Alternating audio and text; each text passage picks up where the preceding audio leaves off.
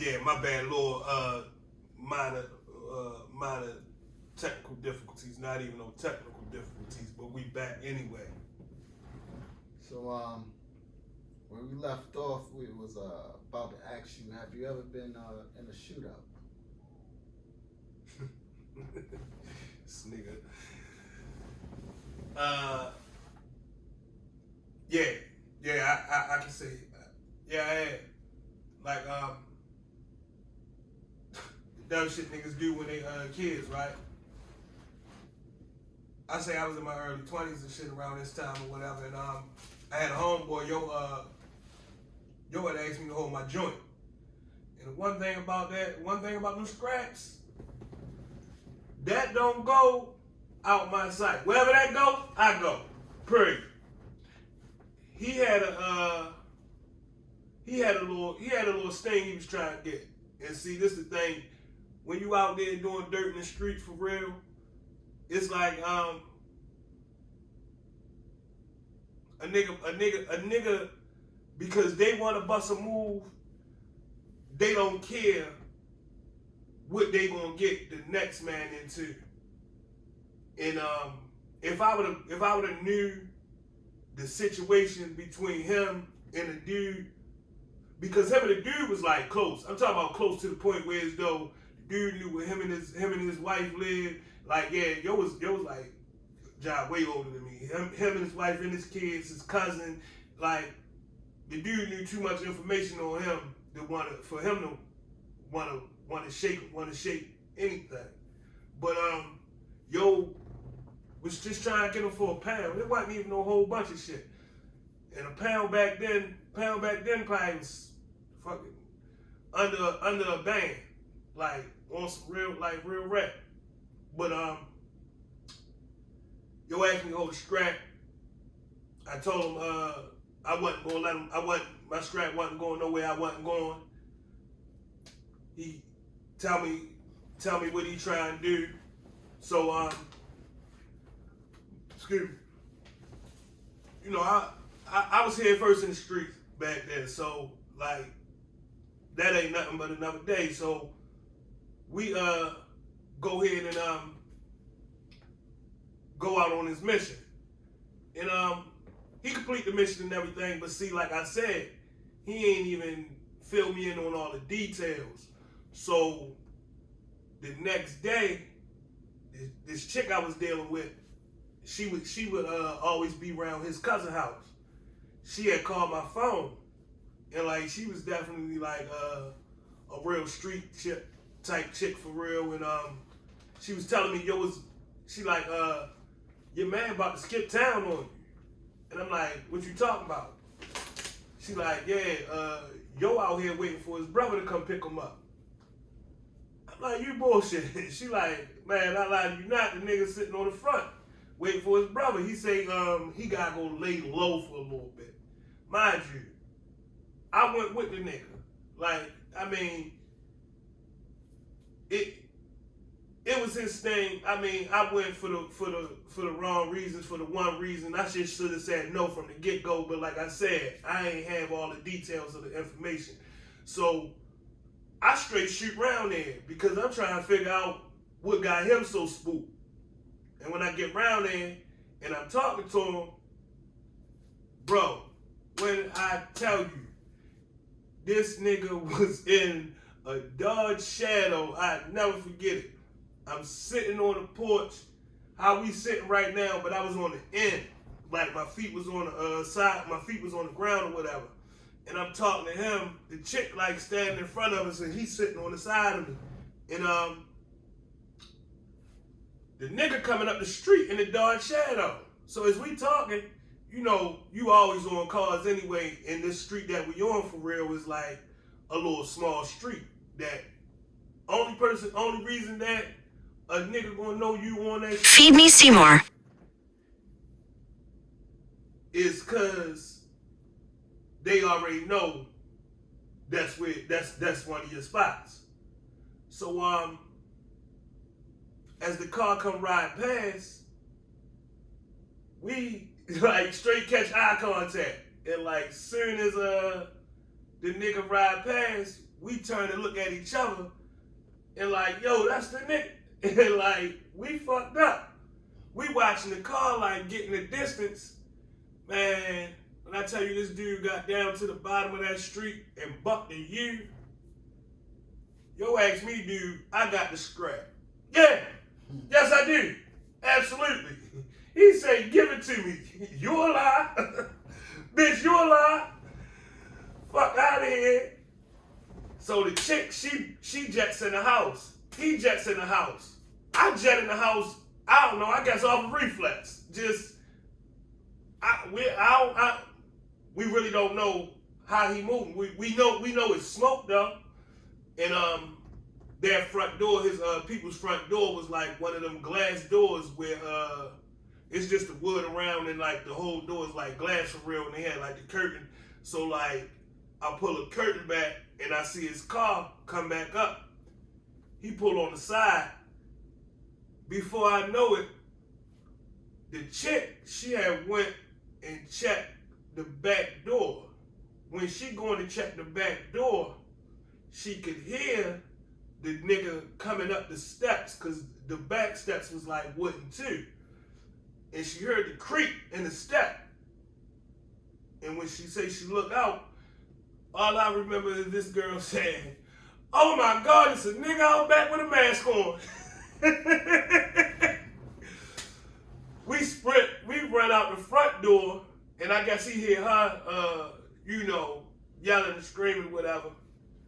Yo come around the corner, and like, me and the nigga get to add it out right there, whatever. Like, I ain't get hit, he ain't get hit. It was like some dumb shit, and I'm telling you, the sad thing about that shit is the nigga that got me involved in this shit would have left me for dead. I wouldn't even knew what went on, what happened, if Shorty ain't called me and was telling me what was going on that morning, because I could have came outside, unsuspecting, and that nigga could have just been sitting around there and hopped out and just blew me.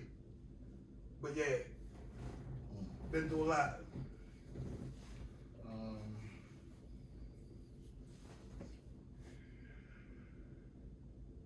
Sounds very interesting.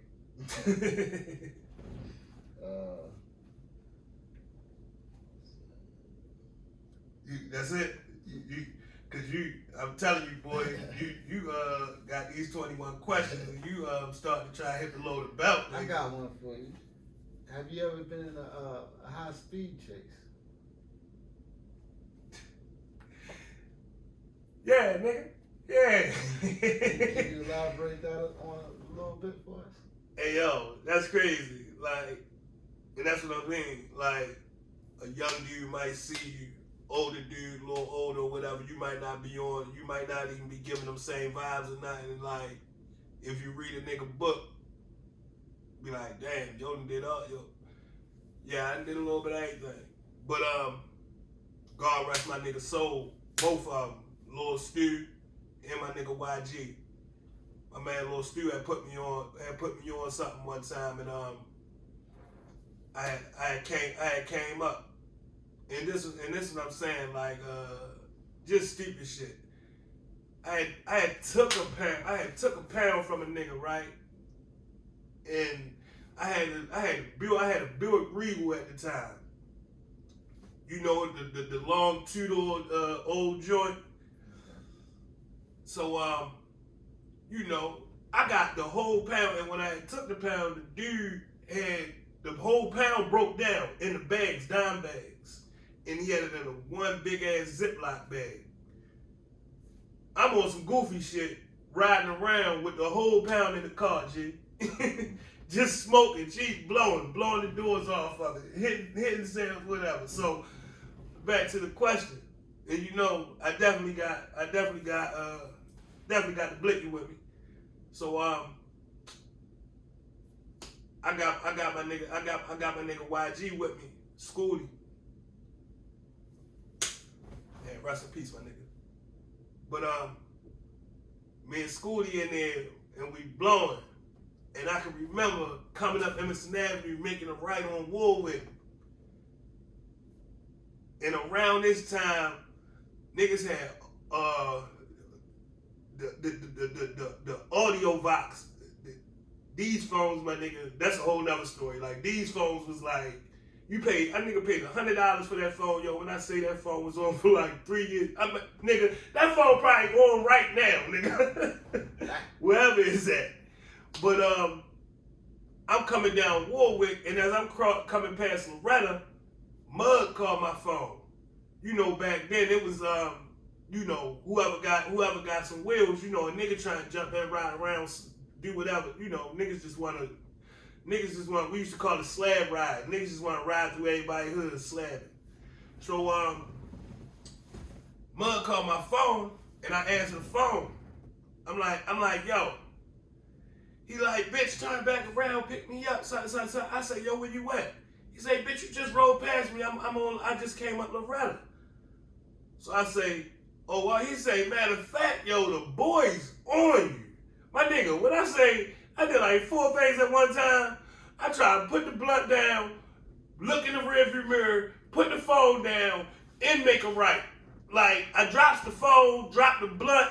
I'm like, oh, shit, they on me. So I bucked the right. I turned on Franklin. I turns on the Franklin. When I turned on the Franklin, I like fake like I pull over. I don't put the car in park. I'm just on the got my foot on the brake. Yo, get out the car. He get out the cruiser and get to walking to me, my nigga. When I say I hit it, boom. I take off. I make the right up Whitmore. God, like, when I say God just be with me, man. I make it right up Whitmore, come across Emerson. Fuck the red light, everything. Straight blow the light. Thank God I ain't get smacked.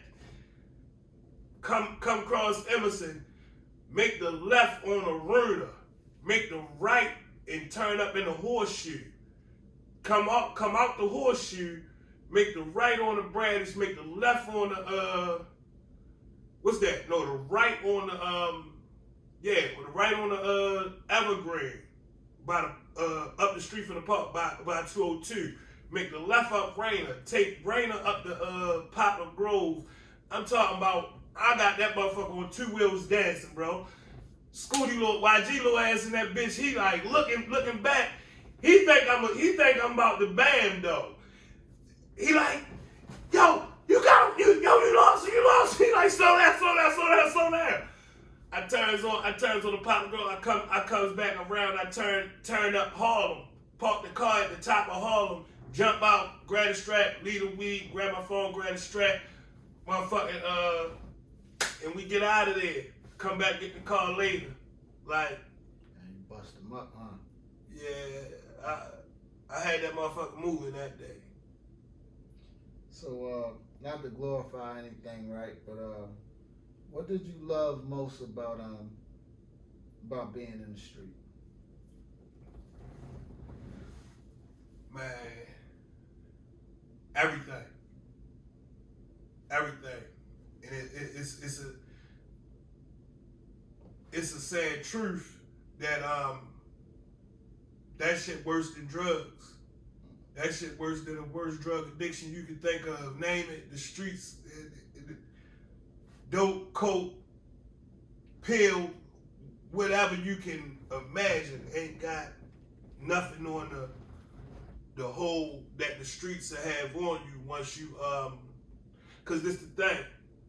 Once you if you become somebody, you start to be a little popular, you start to make a little money, like anything, like that rush, that high, that just to be in the neighborhood, just to be around your homeboys, like, and that's why it's like one of them things like how they used to have the damn program, like just say no to drugs. Yeah. Like, you gotta just say no, because once you get bit by that bug, bruh, it'd be hard to shake it, man. Understand. So everything that has happened to you in the street, right? Okay. Was you think it was worth it? And if you could change anything, would you change anything about it? Hell no. Looking back on it as a grown man, it wasn't never worth it. And the sad part about it, the sad thing to say is, a person might not say "I told you so," but the streets is a definitely an "I told you so" type situation because when you young, you don't know no better, but everybody try to steer you in the right direction. But it's like you want it your way or no way, so have it your way. And yeah, I made a lot of money. I had a lot of fun. I did a lot of shit. Like I know the feeling to feel like a celebrity, and never graced the camera, never wrote a rap, none of that. But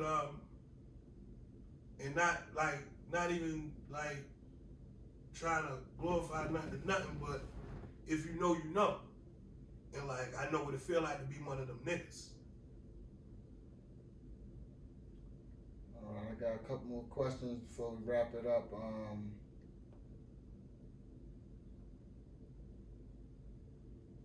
How can I put this? If you wanted to, right? Mm-hmm. You know, change your life, your mentality. How do you think you can get out of the streets or change your mentality so you're not as street?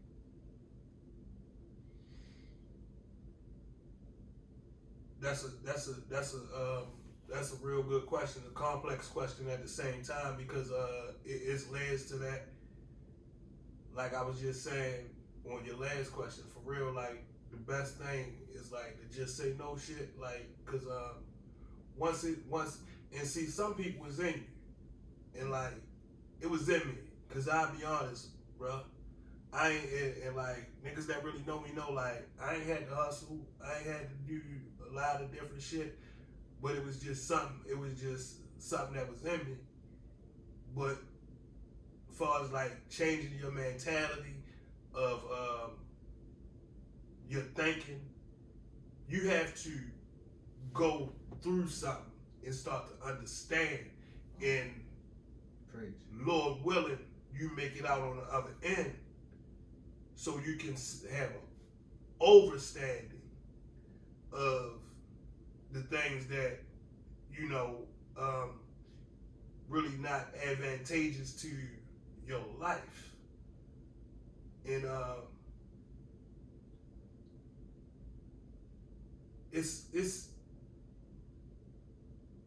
really like I don't say prison for nobody, but like a lot of times, bruh, and I ain't talking about no 2 years, 4 years, 5 years, like for a lot of dudes to get that shit out of them, they really gotta do 10, 15, 20 years because you be so programmed and so brainwashed that that's all you know and that's all you care to know. I look, you make money by going to work every day. I make money by selling this by going to work every day. But we got two totally different jobs, and I got a bigger I get a bigger paycheck. But then once you book and all that shit gone, and you making 17 cents an hour behind the G wall, that's when you start to be like, man, this shit wasn't worth it. When your girl leaving you, your like, Lord forbid, your peoples get to die, grandma died, daddy died, mama died, the cat, the dog. It open your eyes up. So it takes for some people to go through shit like that. And like I say, I don't be trying to preach, I just be trying to teach. I might go ahead and, I mean, I lived through some shit, so I just try to, you know, it might enlighten the next young dude coming up. If one listened, then that's good enough. I like the response. I got one more question for you, right? If you could go back in time and speak to the 14, 15-year-old you, or speak to another dude in present day time, what would you tell him to stay on? What advice would you give to him? Like a dude that was like a little dude like right now that's like basically like living how going down the same path that I rode that I took. Yeah. Or the 14, 15-year-old you.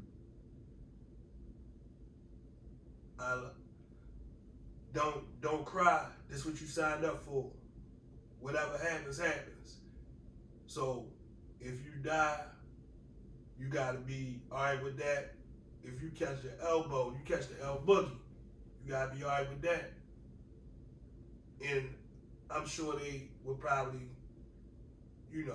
not take heed to it, because I'm sure I was probably told the same thing, but I'm gonna let you know, my nigga, I actually lived it. So you can only like what they say, you can lead a horse to the water. I can tell you everything and show you what I've been through, but it's gonna be up to them to be receptive to the message, because it's gonna be a lot of lonely nights and fucking figuring it out in that life, man.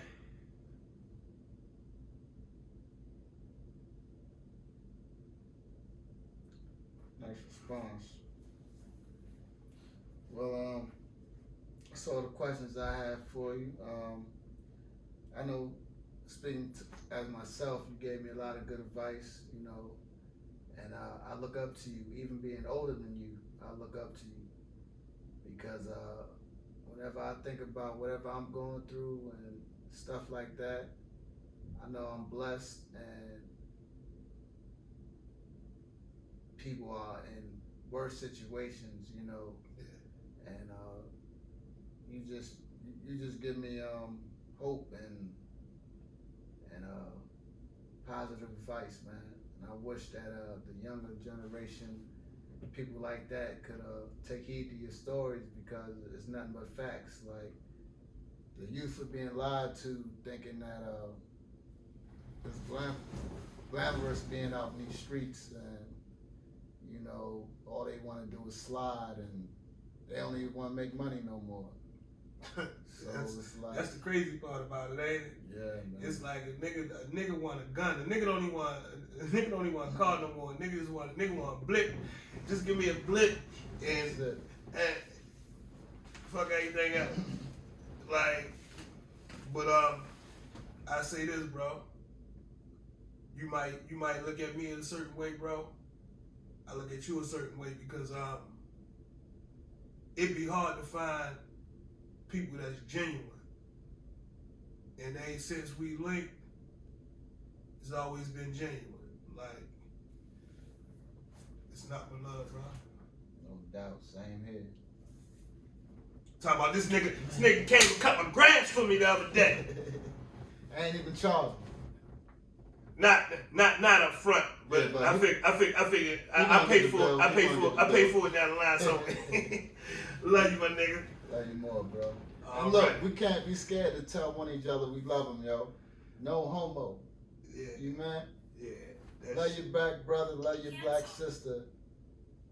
Yeah. Keep it pushing, bro. But see, this the thing though.